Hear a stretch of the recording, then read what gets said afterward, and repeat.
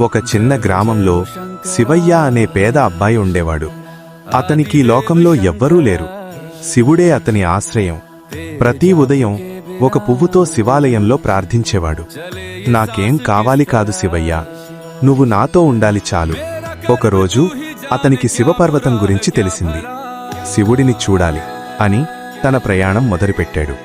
చెప్పులు లేకుండా, ఆకలితో, కాని భక్తితో ఓం నమఃశివాయ అంటూ పర్వతం ఎక్కడం మొదలుపెట్టాడు.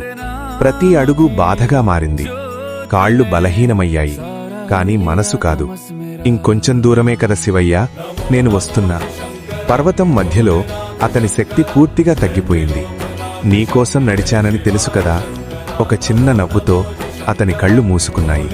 నిజమైన భక్తి అంటే దేవుడి కోసం నడిచే ప్రతి అడుగు.